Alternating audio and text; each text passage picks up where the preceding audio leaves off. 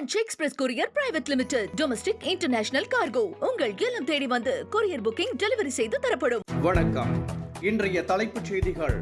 பீகாரில் அடுத்து ஆட்சி அமைக்கப் போவது யார்? வாக்கு எண்ணிக்கை தீவிரம். முதல் சுற்றில் ஆளும் ஜேடியு பாஜக கூட்டணி முன்னிலை.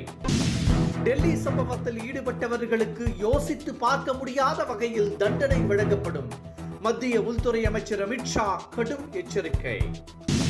ஆணவ வன்முறைகளை தடுக்க தனிச்சட்டம். ஓய்வு பெற்ற நீதிபதி KN பாஷா தலைமையில் தமிழக அரசு அமைத்துள்ள ஆணையம் 3 மாதங்களில் அறிக்கை தாக்கல் செய்யும் என தகவல். தமிழக சட்டப்பேரவையில் தாவேகாவுடன் கூட்டணியா? 12 பேர் கொண்ட குழுவை அமைத்தது காங்கிரஸ். மேகதாது விவகாரத்தில் திமுக அரசு வலுவான வாதங்களை முன்வைக்கவில்லை. EPS குற்றச்சாட்டு. இனி விரிவான செய்திகள். பீகாரில் வாக்கு எண்ணிக்கை தீவிரமாக நடைபெற்று வரும் நிலையில் ஆளும் ஜேடியு பாஜக கூட்டணி முன்னிலை பெற்றுள்ளது. 243 சட்டப்பேரவை தொகுதிகளை கொண்ட பீகாரில் கடந்த 6 மற்றும் 11ஆம் தேதி என 2 கட்டங்களாக வாக்குப்பதிவு நடைபெற்றது. வாக்கு எண்ணிக்கை இன்று காலை 8 மணி அளவில் தொடங்கி நடைபெற்று வருகிறது.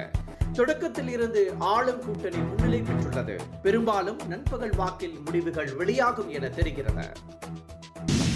டெல்லி சம்பவத்தில் தொடர்புடையவர்கள் நினைத்து கூட பார்க்க முடியாத அளவிற்கு தண்டனை வழங்கப்படும் என மத்திய உள்துறை அமைச்சர் அமித்ஷா எச்சரித்துள்ளார். 12 பேர் உயிரிழக்க காரணமான டெல்லி சம்பவம் தொடர்பாக NIA அதிகாரிகள் தீவிர விசாரணை நடத்தி வருகின்றனர். இது தொடர்பாக டாக்டர்கள் 7 பேர் கைது செய்யப்பட்டு அவர்களிடம் தீவிர விசாரணை நடத்தப்பட்டு வருகிறது. CCTV காட்சிகளும் ஆய்வு செய்யப்பட்டு வருகின்றன. இந்த நிலையில் டெல்லி சம்பவத்தில் ஈடுபட்டவர்கள் நினைத்து கூட பார்க்க முடியாத அளவிற்கு அவர்களுக்கு தண்டனை பெற்றுத்தரப்படும் என அமித்ஷா தெரிவித்துள்ளார். அப்படி கடுமையான தண்டனை வழங்கப்படும் பட்சத்தில் இப்படி ஒரு சம்பவத்தை இனி யாரும் நினைத்து கூட பார்க்க மாட்டார்கள் என்றும் அவர் கூறியுள்ளார். பீகாரில் ஆட்சியை கைப்பற்ற கடுமையாக முயற்சி செய்து வந்த RJD காங்கிரஸ் கூட்டணி இம்முறை பெரும் பின்னடைவை சந்தித்துள்ளது. கடந்த தேர்தலை காட்டிலும் இந்த தேர்தலில் தேசிய ஜனநாயக கூட்டணி கூடுதல் இடங்களை கைப்பற்றும் நிலையில் உள்ளது. அதே வேளையில் RJD காங்கிரஸ் கூட்டணி பின்னடைவை சந்தித்துள்ளது. குறிப்பாக காங்கிரஸ் பெரும் பின்னடைவை சந்திக்கும் நிலையில் உள்ளது. இஸ்லாமியர்கள், தலித்துகள் மற்றும் பெண்கள் வாக்குகளையும் காங்கிரஸ் பெறவில்லை என கூறப்படுகிறது. ஆணவ வன்கொடுமையை தடுக்க தனி சட்டம் இயற்ற தமிழக அரசு தீவிர முயற்சி மேற்கொண்டு வருகிறது. தமிழகம் முழுவதிலும் ஆணவ வன்கொடுமைகள் பெரும் சவாலாக உருவெடுத்துள்ள நிலையில் அதனை தடுக்க தனி சட்டம் இயற்ற வேண்டும் என கோரிக்கை எழுந்துள்ளது.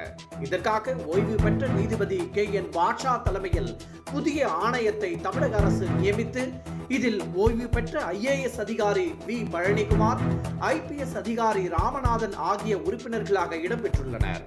இந்த ஆணையம் 3 மாதங்களில் பரிந்துரையை வழங்கும்.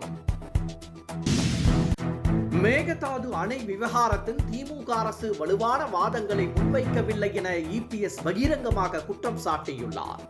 அணை கட்டுவதற்கு விரிவான திட்ட அறிக்கையை தயாரிக்க கர்நாடக அரசுக்கு உச்சநீதிமன்றம் அனுமதி அளித்துள்ளது பெரும் அதிர்ச்சியை தருவதாகவும், கர்நாடகாவில் உள்ள தங்கள் குடும்ப தொழிலை காக்கும் நோக்கத்தில்தான் திமுக ஆட்சியாளர்கள் செயல்பட்டதன் விளைவாக இதுபோன்ற தீர்ப்பு வந்துள்ளதாகவும் EPS கூறியுள்ளார். தமிழகத்தில் வரும் சட்டமன்ற தேர்தலில் யாருடன் கூட்டணி வைக்கலாம் என்பது குறித்து ஆய்வு செய்ய 12 பேர் கொண்ட குழுவை காங்கிரஸ் அமைத்துள்ளது. மேலிட பொறுப்பாளர்கள் கிரீஷ் சோடங்கர், மாநில தலைவர் செல்வ பெருந்தகை அடங்கிய குழு இன்னும் 2 வாரங்களில் தமிழகம் முழுவதும் சுற்றுப்பயணம் மேற்கொள்ள உள்ளதாக கூறப்படுகிறது. தாவேகாவுடன் காங்கிரஸ் கூட்டணி அமைக்க உள்ளதாக பரவலாக செய்தி வந்த நிலையில் இந்த குழு அமைக்கப்பட்டிருப்பது குறிப்பிடத்தக்கது.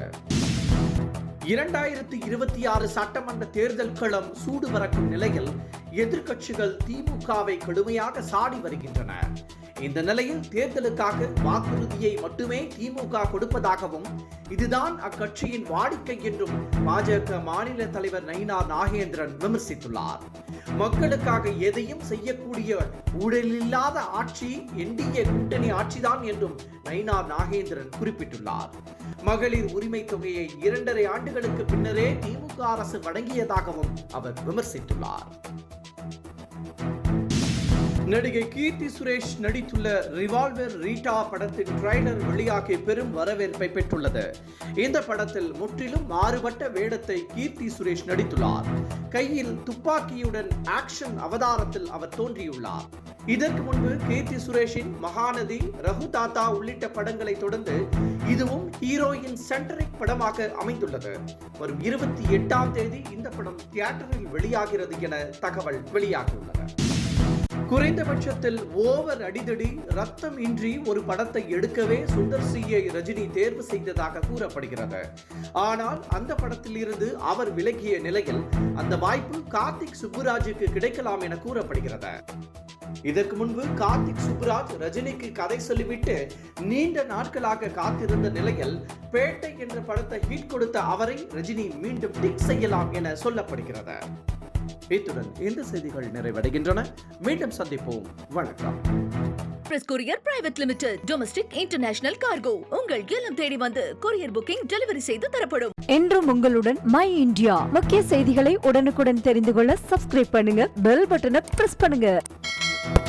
என்றும் உங்களுடன் மை இந்தியா.